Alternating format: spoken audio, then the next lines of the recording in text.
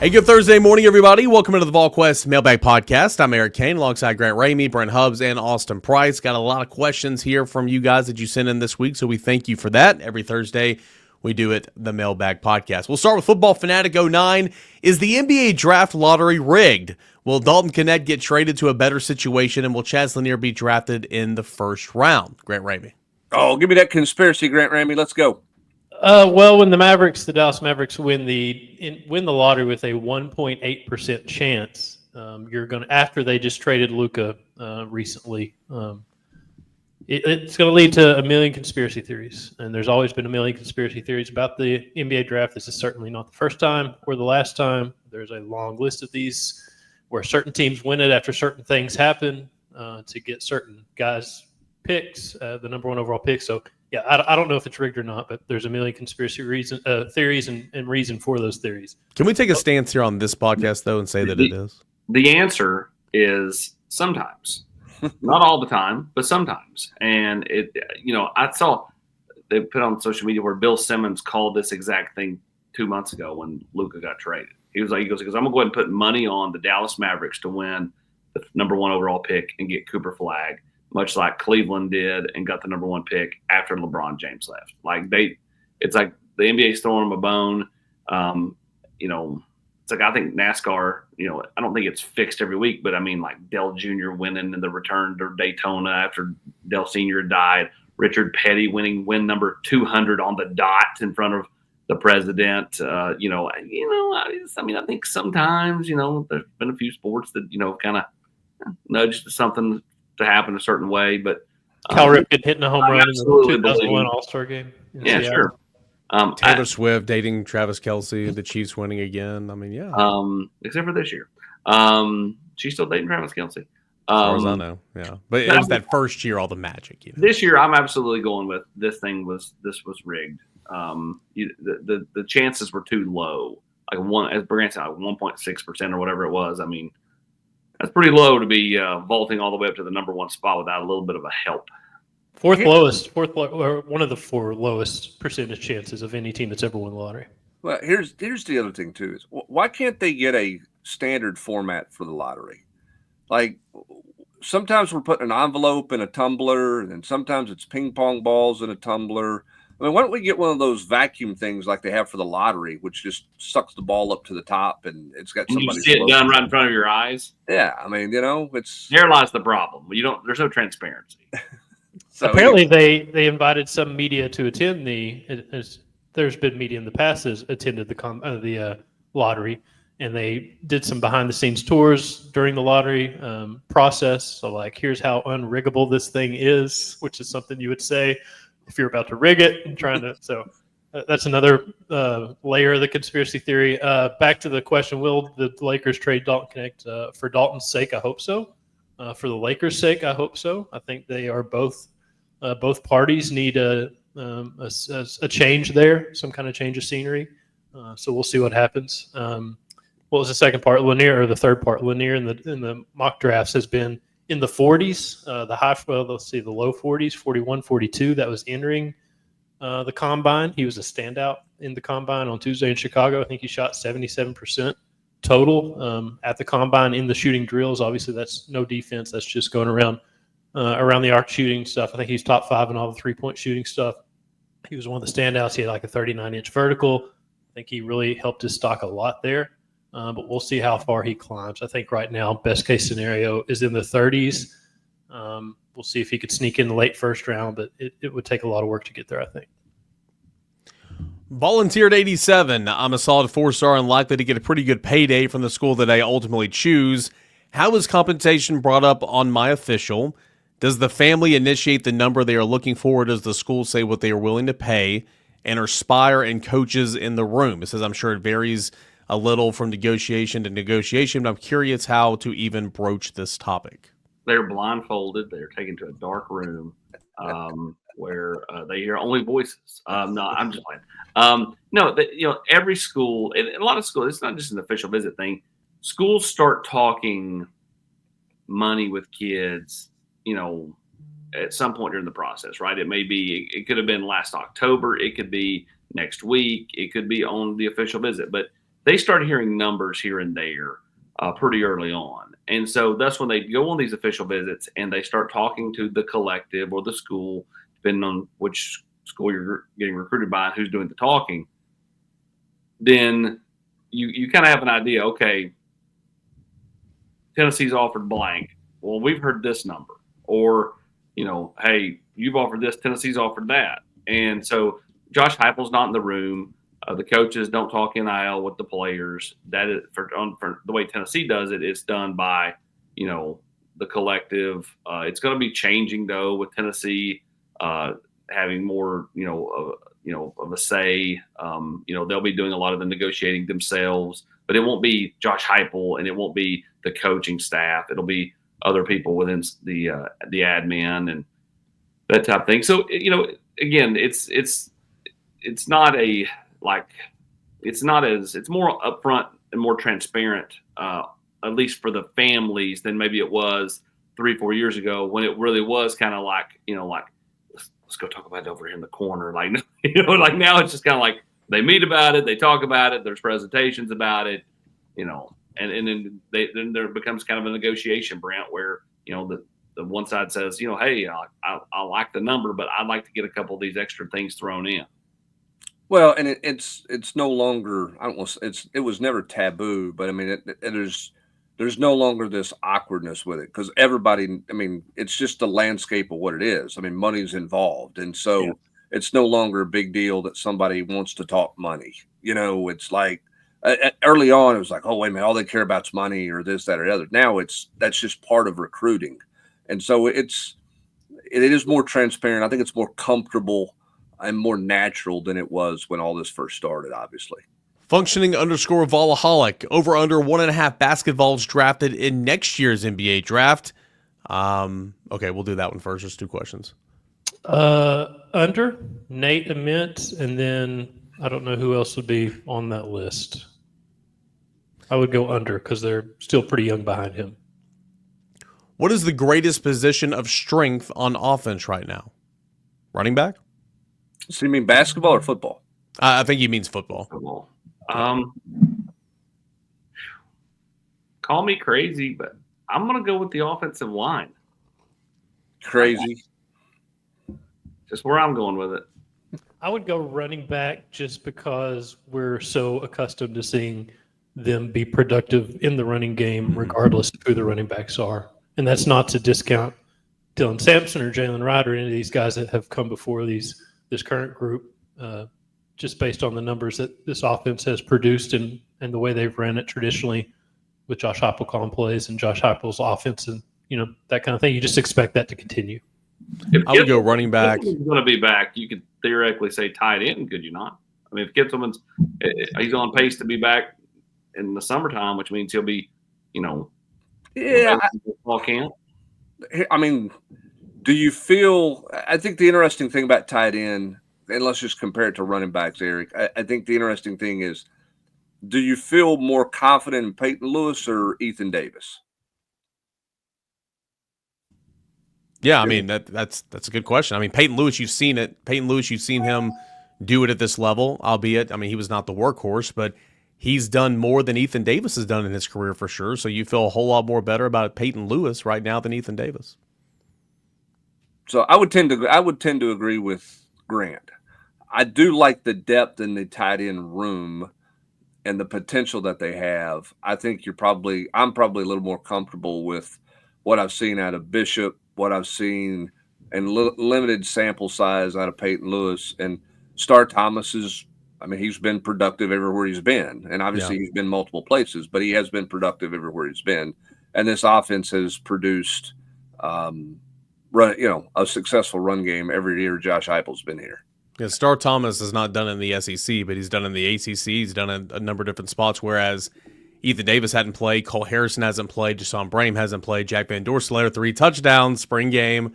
He was awesome, but hasn't played. So still, I like the running back room a lot more than the tight end room. I would go offensive line too, though, to AP's point. I just like that collection of guys, and I like those 2 veterans they got for the transfer portal.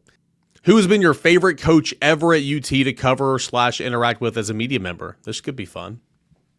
I mean, we talking head coach or assistant coach? Because those It are could be either. different. It could be either.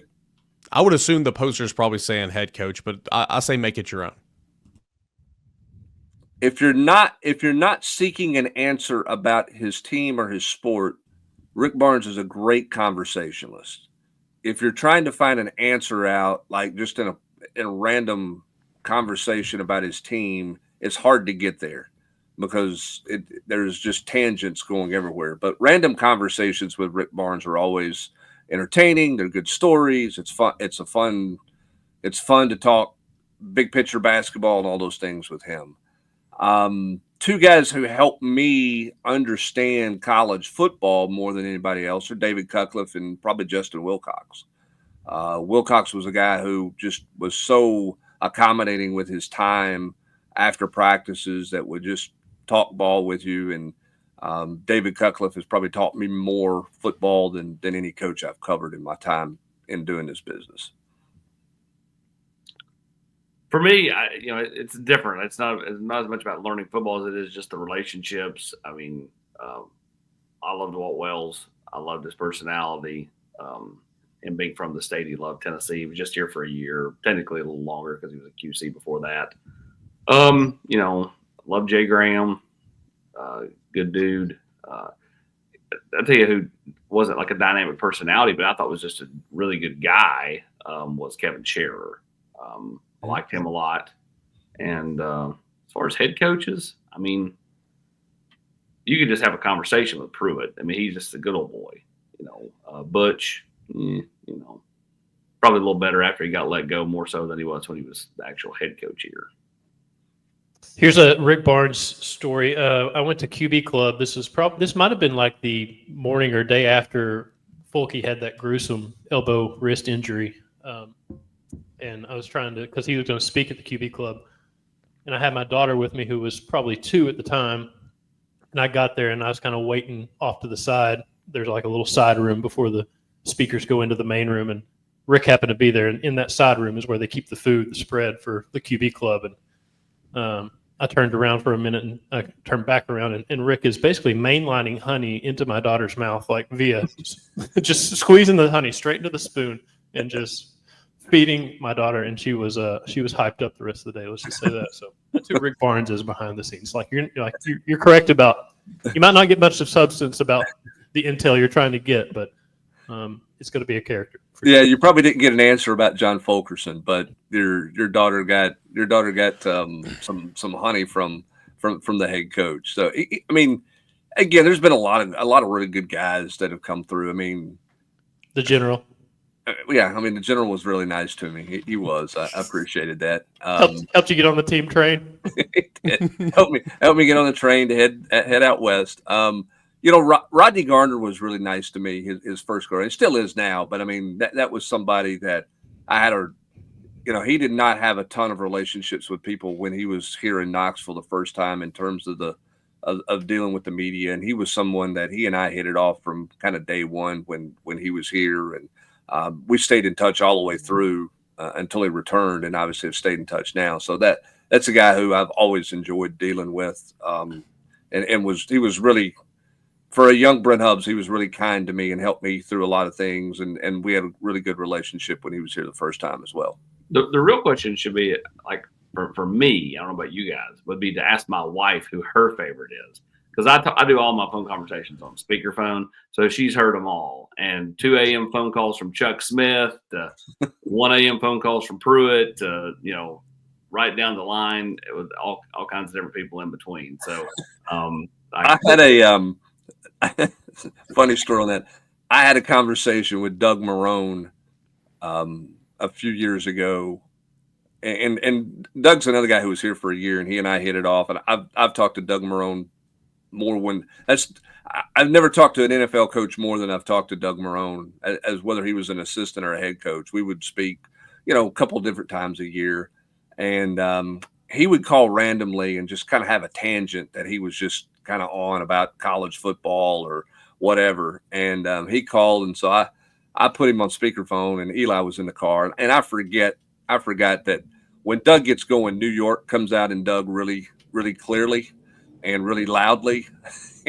So To this day, my son will still talk about hearing Doug Marone's conversation, which had a lot of adjectives in it that are bleeped out on a lot of television programs because he got going and his New York really rolled out with him. And there were a lot of 4-letter words there that my son's eyes were really big, like, okay, you'll learn them someday. So here, you heard enough of it. Now it's time to get off the speakerphone. But to your point, Austin, there's some people like that where it's like, to this day, I go, man, that Doug Marone, he's a good guy, but man, boy, he talks a lot, doesn't he? I'm like, well, he talks a lot and talks a lot of words you shouldn't have said growing up. Well, one coach did just said one word, and he didn't know my kids were in the car listening, and he's like, "Oh my God, I'm so sorry." And I'm like, "Look, man, they've heard Rodney Garner in full bloom. It's all good."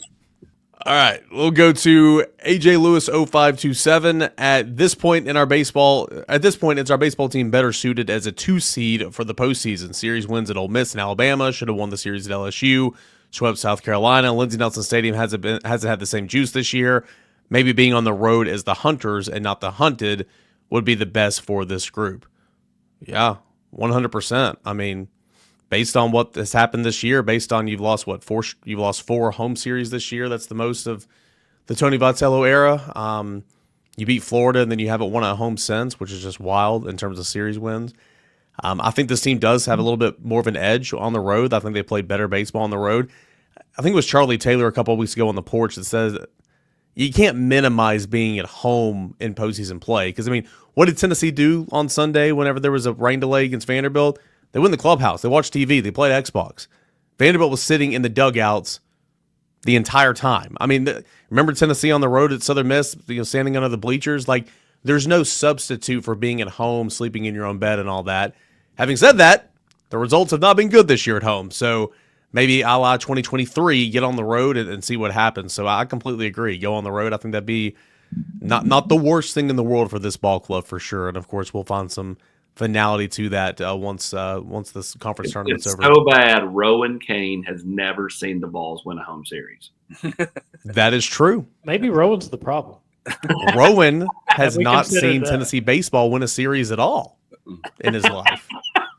So when he came into the world, the Braves went on a run. Tennessee was already sliding a little bit, so I'm not gonna put that on him, but certainly they have not turned things around. Let's go to Iheartvols. If Tony can get a mulligan for one decision he's made this year, what do you think it would be? Brent, I think this is a slam dunk, easiest question of the mailbag. It'd be the Alberto Ozuna thing. I think that thing's weighed on him, and I think everybody knew there was risk there. I think Alberto knew there was risk there. I don't think there was anything a slam dunk, and Tony kind of spoke on this way back when. But still, everybody involved thought they were going to get that thing done or they wouldn't have taken Alberto. And just the way it played out, it didn't happen that way. And, some guys are allowed to play football. This guy's not allowed to play baseball is what it is. But I think that decision it's weighed on him all season long, really. And it's, I think that's caused him to be short at times and this and that. But at the end of the day, more than any in-game coaching decision he's made or anything like that, I think it's the Alberto decision preseason to bring him in. If you could do a mulligan, do that over, you probably just leave him there at Tampa so that he can play some baseball. Yeah, I think so, because it clearly bothers and has bothered Tony. He feels bad about that situation. You can look at decisions in game and you can question those all the time, and everybody does that. But I mean, I'm the other thing I'm going to be fascinated to see is I'm going to be fascinated to see what their schedule looks like next year in the pre-conference. Does he tweak that in any way, shape, or form? We'll see. But yeah, I mean, I think the Alberto thing, I won't call it a huge distraction, but it became a thing, for a while there. And I think that's one that if he could do that one over, he would tell that young man to stay in Tampa so he could go play baseball. I think he just feels really bad that the kid came up here and just has not gotten a chance to play. And again, I'm not blaming Tony Vitello, not blaming Alberto Ozuna. I just think it's a situation that it didn't work out when everybody thought that based on what's happening around the country, it was going to work out. I think everything happens for a reason. I think Alberto's making the most of his situation. He wants to coach. He's around one of the best coaching staffs in all baseball. I think he's been a great teammate. He has made the most. He has maximized the most of this crappy situation. But one thing to do over, I think it's that one for sure. Athrun's got a couple to get into. Do you think this baseball team could have benefited from having more leaders this year? Hunter Ensley's playing his heart out, but he is only one guy. I think it's interesting. Every time a team loses, and I'm not saying this about the poster, but every time a team loses, it's like, oh, they have no leadership or locker room issues or anything. I mean, sure, could you benefit from having a Christian Moore and his fire? And I think his fire is a little bit different than that of Andrew Fisher's and Liam Doyle. Hunter Ensley was a leader. Jared Dickey a couple years ago was a leader. Evan Russell a few years ago was a big-time leader. I think there's leaders on this team. I think Gavin Keelan stepped up into that role. I think Marcus at points in times has been a leader. But sure, you can always benefit from having more Hunter Ensleys, no doubt about it. But that's the thing about it. Hunter Ensley's just one dude, and he is playing his heart out for sure on the field. So we'll see what happens. But ultimately, I don't think that there's, leaders in terms of, I think their mindset's right. I think pregame's good. I don't think there's any, laughing in the dugout when teams are, going bad. I don't think there's any fighting in the locker room. It just, you're going through a slide right now, and it kind of is what it is. You don't miss leadership from Christian Moore. No offense, Christian Moore. You miss having the number 8 overall pick on your team. Yeah. Like you miss the home runs, you miss the defense, you miss all of it. But it's I guess what I meant by that was it's Mr. Bravado. You're battling in the College World Series. Right. You say time. You turn around in your dugout and say, let's fight, like that type of stuff. And again, I love the fact that Andrew Fisher tried to create juice the other day. Hits the home run, rounds the bases, does his thing. I don't, barking at the other team, whatever. But more important, getting back to the dugout, yelling to the fans, this is our effing house. A lot of losses here lately. But, trying to create something. I like that. But I think there's also a difference there, like Simo turning to the dugout saying, let's fight. I don't know. It's just, you miss that, I guess, from Simo is what I meant. Yeah, but I'm with Grant. I mean, it's the production. I mean, it's those things where, his voice, because of how good of a player he was, maybe carried more. Yeah. But, what you really miss is the fact that in any given situation, he could turn a game on its head because of his play. And, I think that's more the issue for this team than it is lack of leadership or anything like that. Yeah, you got one dude on a Friday night, and then you're just trying to find answers the rest of the weekend. That's your issue. I mean, you miss the bullpen, you miss a lot of stuff. Leadership is probably, could use some help, but a lot of stuff could use some help. Yeah. Also, you can tell you what you also miss. Not that Tennessee doesn't have homegrown players on the team, because they do.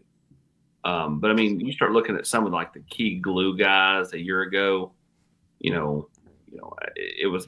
were players that had grown up and been in the program for a while that maybe didn't play right away. They weren't instant impact guys, but they finally got their chance. They found their niche, and they made it work, right?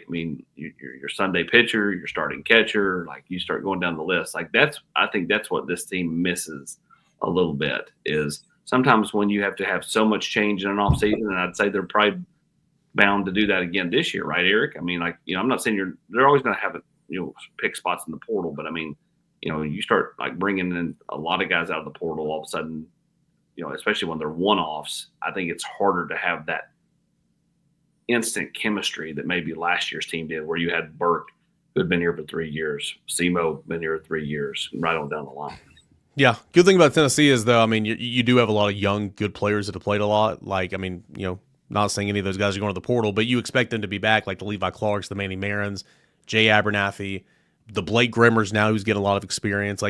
Those guys are going to be playing. And, do we think Levi Clark is a fixture now? Because he kind of hit that midseason kind of slump, and he kind of went to the bench. But he's been back the last handful of games. Do we think he's back to being a fixture in the lineup, just to kind of build towards next year? As Tony continues to throw different looks. I wouldn't necessarily say that, because he wasn't in the lineup 2 of the 3 games this weekend, which was kind of weird. They like him against righties, so a couple times against lefties he was out of the lineup, and they finally put him in there and played him in left field on Sunday. They played him in left field on Tuesday. I think that obviously he's playing much better baseball now, and they have a lot more confidence in him. So I'll be intrigued to see if he, how many times he's in the starting lineup. But in terms of being an everyday guy, is he where Burke and Simo were as freshmen, where basically because one was a righty and one was a lefty, they just rotated them then? And there's just no opposite. Simo and Burke literally just rotated at that DH spot when they were freshmen, depending on who was pitching and whether they threw it left-handed or right-handed. I think there's been so much change and so many ups and downs that it's kind of hard to answer that question. Like right now, it feels like Blake Grimmer is going to be the guy that goes. Chris Newstrom was the answer this past weekend.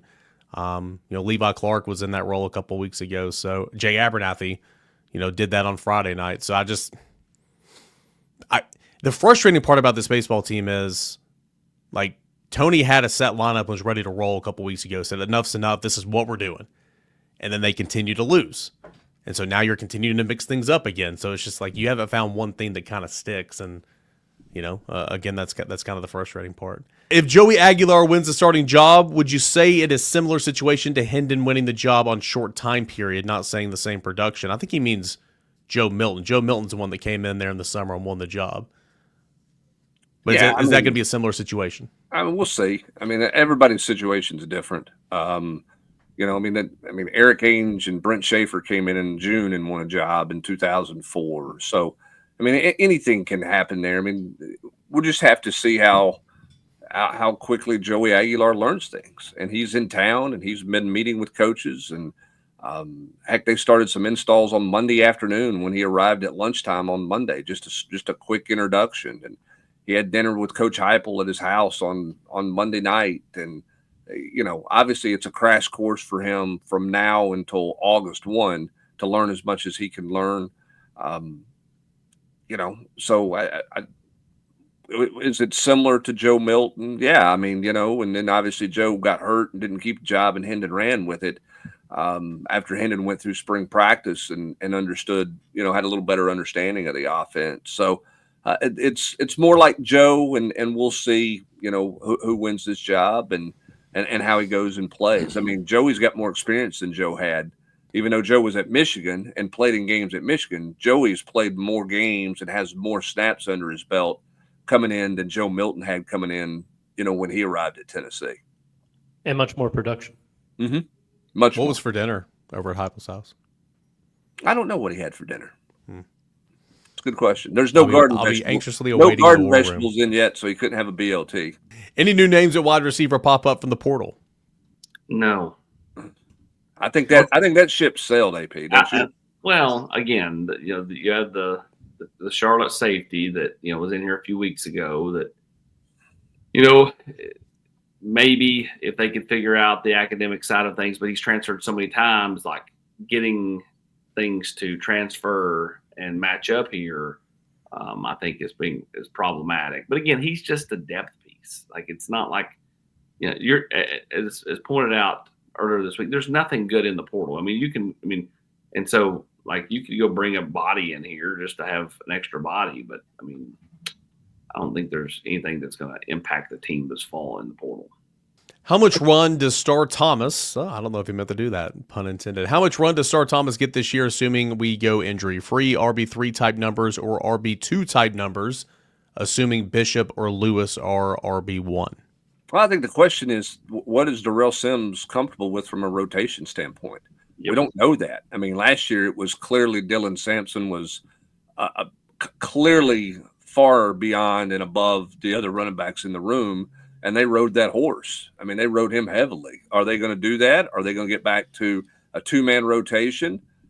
Jerry Mack was very comfortable with a three-man rotation and rotated three guys. So are you playing a lot of snaps to where you feel comfortable rotating guys, or is Sims going to play more of a hot hand type deal?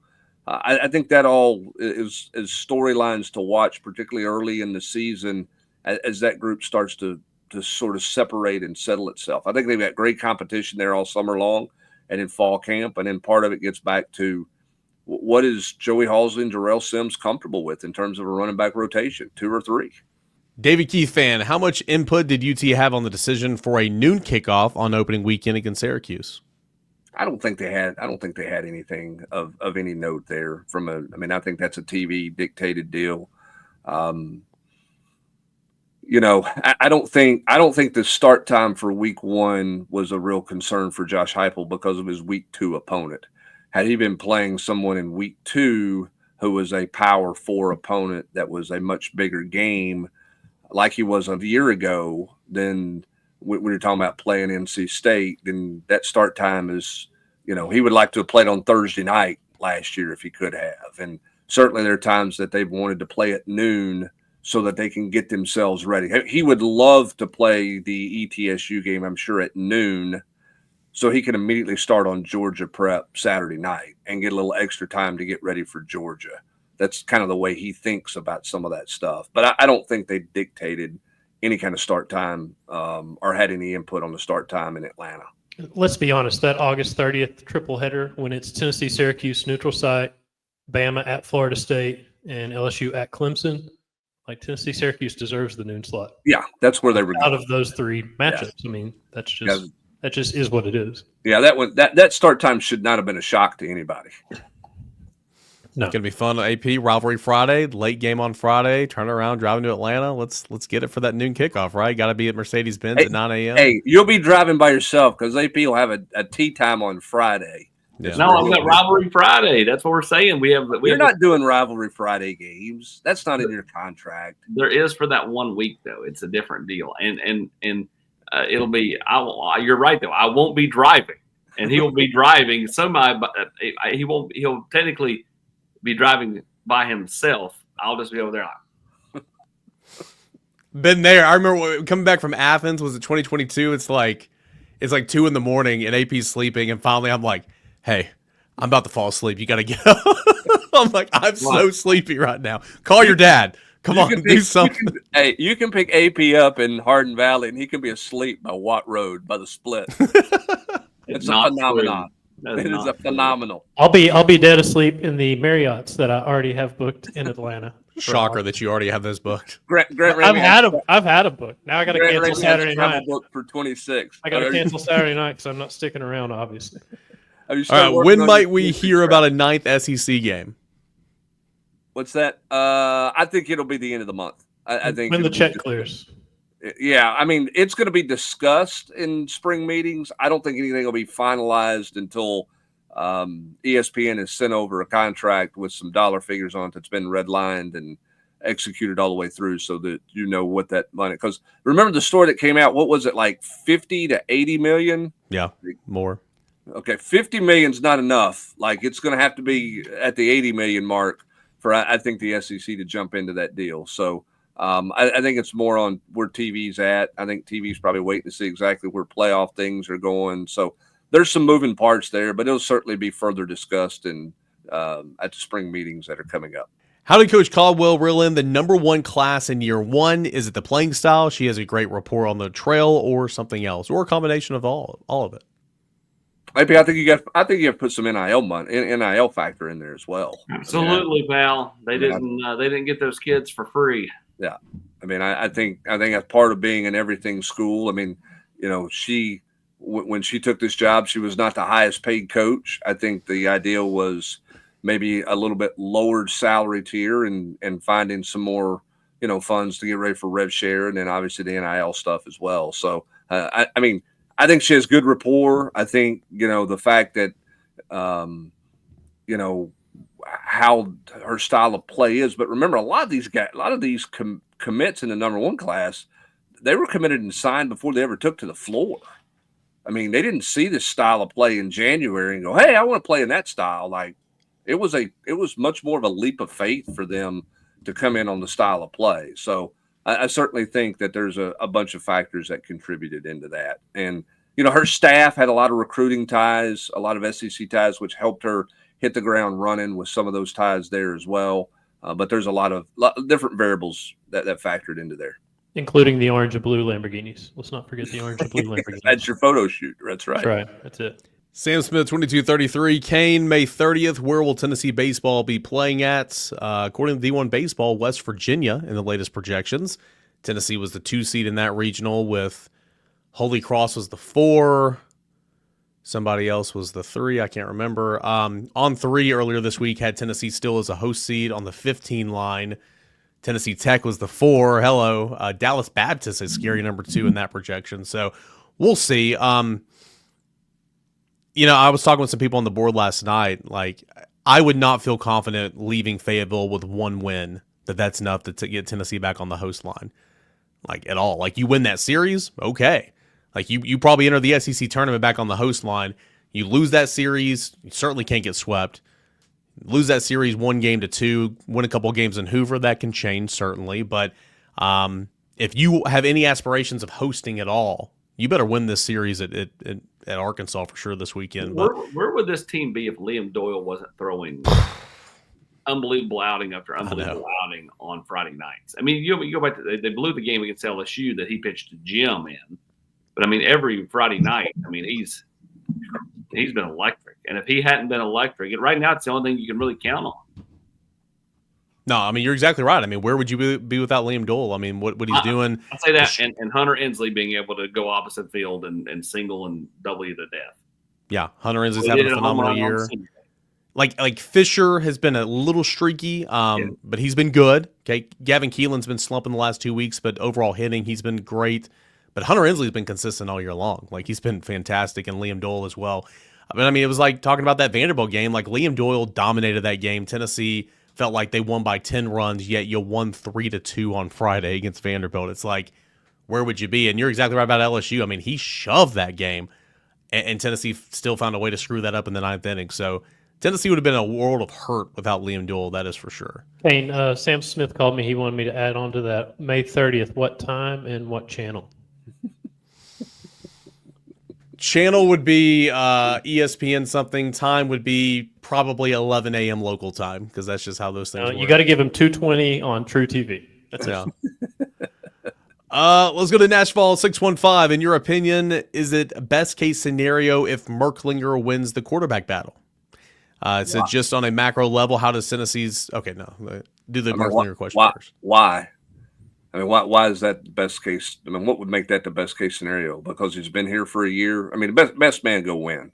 I mean, whoever gives you the best chance to win, whoever that is. Now, if Merklinger was a returning starter or a guy who had played a bunch of snaps last year, you might feel different about it. But, I mean, the guy played in 2 games last year. And I'm not knocking him. I'm just saying this is you don't have anybody who's established anything. So I don't know that it's advantage, I don't think it helps the team, or I don't think he has some great rapport with the team different than that makes him the clubhouse favorite or the locker room deal. I mean, you have to be careful in those scenarios. If you've got a guy who everybody believes in, if in choosing the wrong guy. I've talked about this before. Fulmer chose the wrong guy in 2005, and it messed with that team big time.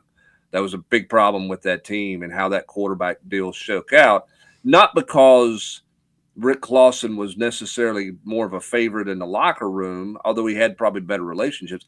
He outplayed Eric Ainge in fall camp, and still you had to quote a competition, and then he got outplayed. That's the thing. Whoever plays the best in August is your starting quarterback, because you've said it's an open competition that you're coming in and these 3 guys are competing. So whether that's Joey Aguilar, Jake Merklinger, George Meyer, you can't say it's open competition and then pick Joey Aguilar if he was not the best quarterback on the field in every scrimmage. You just got to go play the best guy, because it truly is an open competition. There's no establishment coming back. Which goes back to that first year, Hubs, where like everybody just thought that they anointed Joe Milton. But in reality, like, Joe was the better player in fall camp. It's kind of like hitting range balls, and you hit them right straight, and get on the first tee and you hook one left, right? Like, I mean, you talk to anybody, Cooper, all those offensive linemen, I talked to them all, and they flat said Joe was the better player in fall camp because Hendon had not become Hendon at that point. Just on a macro level, how does Tennessee's roster, Tennessee stack a roster in this era similar to a national title contender? Is it unrealistic to expect Tennessee to recruit high school at a top 5 level? Heupel doesn't seem to want to go big game hunting in the transfer portal.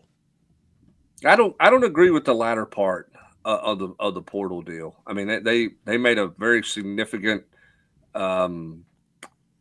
effort to get Lance Hurd here, who was the top offensive tackle. Now, maybe he's not played, but that was as big game hunting as you can go big game hunting for a position there.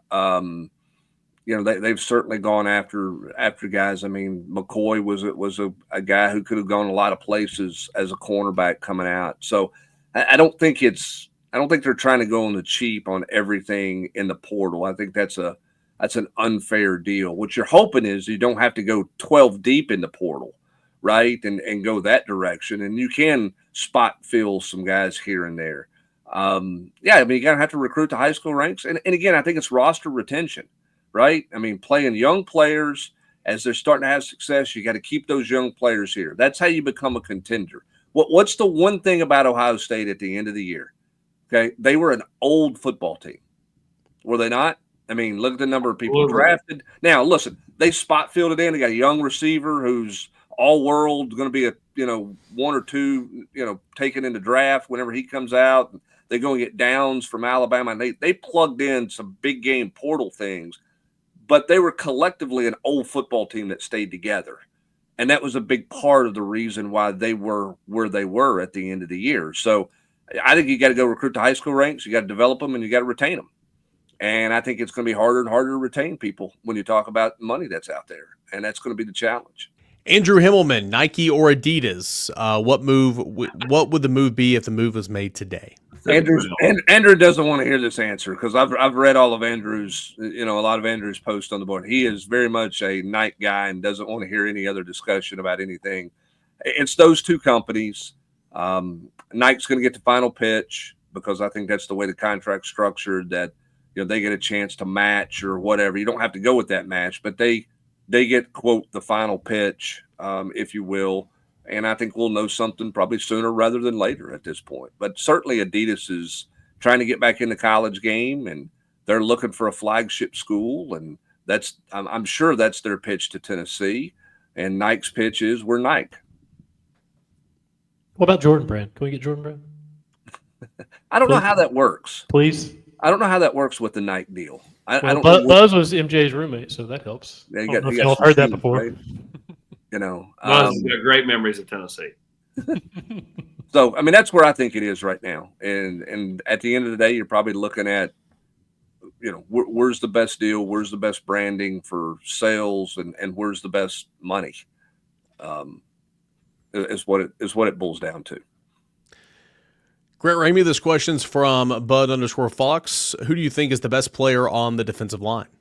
The correct answer is not the sexy answer. It's one of those defensive tackles probably, but Joshua Joseph's. Yeah, Joshua Joseph's is the first name and most.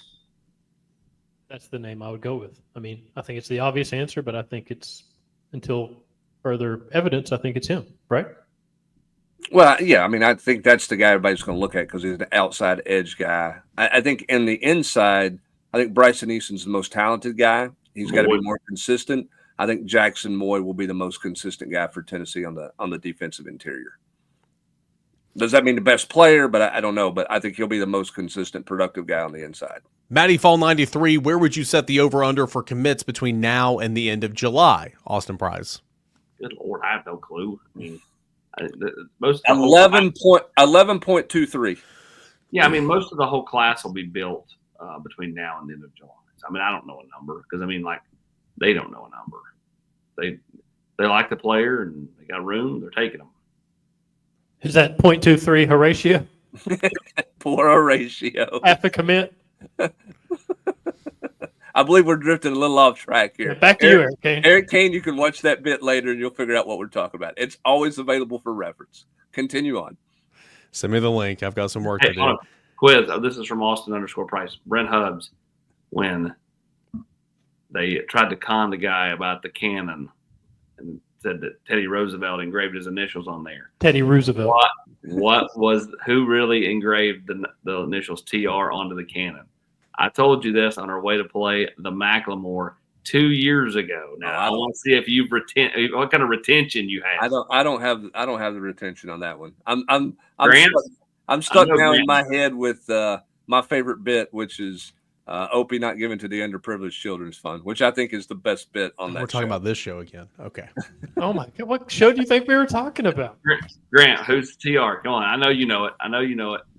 Who made the TR? I would assume Opie with his wood burning utensils. Oh my gosh, this is blasphemy! You guys cannot talk about Tracy Rupert. Tracy Rupert was the name of the character that engraved the initials TR onto the cannon. I don't know why you would remember that. Tracy Rocker? I don't know why you remember that. Of all the things about the show, I don't know why you would remember that as your random, bizarre trivia question. Trivia. That's what trivia is all about. You know what? They did that horse trading with that gentleman. And you know who was in that? The lovely Miss Ellie Walker. Woo. All right, let's get back to a high school recruiting question. What level of high school recruiting class do you think Tennessee needs consistently to win a national championship, multiple years of top 10, top 5? Know things can change quickly in the era of NIL and the transfer portal, but I still believe high school recruiting classes are the base of your program and are paramount in determining the success of a season. I agree with that. I think you've got to finish top 10. I don't think you have to be top 5 in today's world because you're going to cherry pick from the portal. But I do think you got to be top 10, fringe top 10 for multiple years. Like Tennessee was 11th last year. I think Tennessee's got to follow that up with something similar this year. You've got to do that multiple years, and you've got to hit on the guys you've scouted and pinpointed and believe can play, right? Like if you're sitting there and you're missing 75% of the guys that you bring in, then that's probably not good. Now everybody's going to miss all these. Everybody's going to have kids that come in that were ranked 4 stars that end up transferring out, and then every fans go, "Oh man, we got to go get Bobby. He's a former 4-star." Well, he has 1 catch for 6 yards. It doesn't matter. Don't let facts get in the way of a good story. So, that's where I think that the important thing is scouting, developing, and it's got to be something you hit on at a decent rate. You're not going to hit 100, but can you hit 50 to 75% of the time? And you better keep them. Yes, which goes back to your point about roster retention, which is something this staff's done a really good job of. Who's left here and went to a better spot? Even going back to when Jeremy was fired and you lost Henry and players like that. In year 2 at Alabama, Henry lost to Tennessee. So, I wouldn't tell you Wanye went to a better place. What's his name? The running back went to North Carolina, and he's playing in the NFL, Ty Chandler. But, who went to a better place? They really haven't, right? Like, it's not like Tennessee lost somebody to Clemson, Tennessee lost somebody to Georgia. Again, you beat Alabama 2 of the last 3 years. So I would tell you, Henry did end up not going to a better place or a better setup overall. It's not personal. It's just business. Is that what it was? That video? Something like that. It's not personal. Just business. Oh, boy. VolnRI. AP, I listened to your weekly appearance on RKW this week, and you mentioned that most of the team went home for a few weeks. Are you aware of any of the wide receivers that are still on campus to run routes with Joey? I'm not. I don't know who is here. But most of those kids went home. They get very few moments to just go home, see their family. They're going to do that. And I don't blame them one bit. They'll have 2 full months with Joey Aguilar to throw routes on air. Him, missing out on a week or so or a week or 2 of throwing routes on air is not going to hurt him. It's not going to hurt them. They'll have plenty of time to just sit over there in the complex once summer workouts and summer school begins in June. Yeah, finals finish this week. Everybody goes home for a week, and everybody starts to matriculate back in around Memorial Day or just after Memorial Day. So it's literally about 12 days. 10 to 12 days is how long guys are gone. And here's the facts. The guys have been gone for a week or so, all right? Because most of these guys are taking online classes, so they can go ahead and, some have. There's been some in town this week. Correct. But I've seen enough posts on social media of guys working out at their high school and birthday's over. Yeah. And a lot of that's because now they have online classes, which is something they didn't really have a handful of years ago where everybody stayed all the way till the end. Hub's dropping the term matriculate like he's Hank Stram on the sideline of the Super Bowl. You can Google that after the show. He did cover the general. When you cover the general, you're also going to be a part of the Hank Stram era. All right, a couple more left here. This is from Steven. After Nico's departure, the outlook on this team, the outlook on the year in terms of wins has changed. Knowing everything you know, but maybe can't speak about regarding the behind-the-scenes stuff with Nico, what would you put the over/under win total now without Nico? I think it went from 9.5 with Nico to 8.5 without Nico, and it stayed at 8.5 when Tennessee added Joey Aguilar. This is according to FanDuel. Not seen Joey Aguilar throw a football in this offense, so I don't have an answer to that question. I think listen, wins and losses and what that number looks like is going to be dictated by your quarterback play. And I think it's too premature to say they're going to have it's going to be even for where they were last year, or it's going to be better, or it's going to be a huge drop off. I don't think we know the answer to that right now. even with Nico, you were going to have a lot of unknowns on some of the offensive line, total unknowns at the receiver spot. So, like, I don't think even saying 9.5 with Nico, you could definitively say, oh, yeah, definitely going to be as good as they were a year ago. They could be better, or they could not. Last question. Let's give it to Pine here. Why are college players so hesitant to move positions now? We all know players, Coach Fulmer changed positions, and they ended up going pro. Jamal McCoy changed positions, and now he's predicted to be a first-round draft pick. Because I think I think they grew up playing a position. That's where they want to play, and there's somebody out there in around the country that'll give them an opportunity to play that position, and they can leave at any point in time that they want to. I don't know that. I mean, Jason Witten was a Tennessee guy through and through, so he probably stayed. But there was nobody more unhappy about going from defensive end to tight end than Jason Witten was. But he wasn't going to move, and it obviously worked out for him, right? And same for Cozy Coleman and Fred Weary and those guys. It's just harder to do now because guys can move at any point in time. Well, leverage and power. Leverage and power. You just the players have all of it. Yep, players have all of it in today. How many times, Brent, have you heard some mama, daddy, 7-on-7 coach or whatever, high school coach just said, man, you're a receiver. Don't let them tell you're not a receiver. You believe in yourself at receiver. And no matter how many schools tell you, hey, you're a DB, like the kid's like, I'm on this, my coach, my whatever says I'm a receiver. And they know they got the power. Well, there are kids that come to camps that a coach says, hey, we'd like for you to come back and camp at a different position, or we want to flip you over to work you out at a different position. And there are kids around the country who are refusing to do that at a summer camp just for a look. No, coach, I'm a receiver. I'm not a DB. So it just, to your point, AP, it's just they've got the power because somebody around the country is going to recruit them at the position they want. And if they get to the school and they try to move them, there's still somebody out there who's going to play them at the position they want to play at. You have the kid from Rome. Give me the name. Kid with the Lions, played running back at Alabama. Rusty Manziel? No, Rusty Manziel. What? From Rome? Jahmyr Gibbs is who. Jahmyr Gibbs. I think it's Jahmyr Gibbs. Like he went and worked out at DB that day because Jim Chaney didn't think he could play running back. And he worked out for Derrick Ansley. But that kid was like, I'll do it. I'll backpedal a little bit. But he walked out of here like, nope. And that was really before the NIL part of all this. Oh yeah.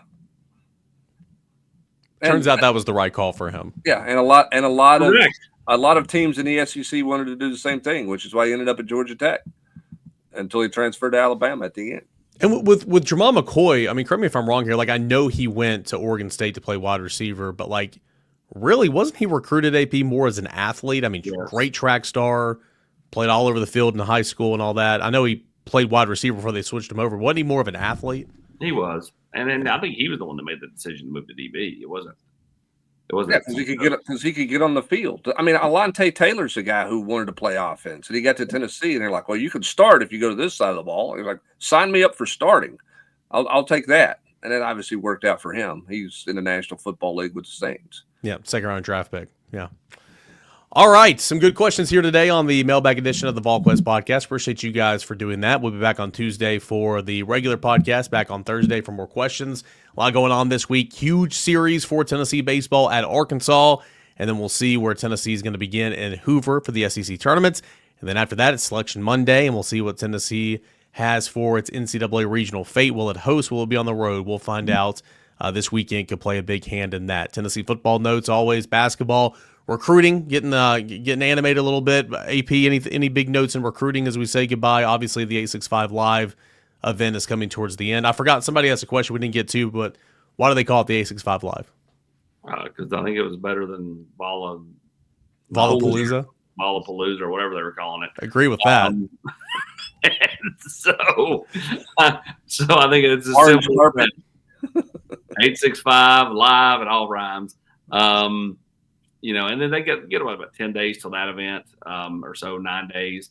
And Tennessee will have a bunch of top targets in that weekend. And Tennessee continues to set in a really good spot for Zach Rose. All right, so come join us on the General's Quarters for constant conversation. Check out all of our work here at Volquest.com for Brent Hubbs, Grant Ramey, Austin Price, I'm Eric Kane. Appreciate you guys for being here and joining us on the Volquest Mailbag Podcast.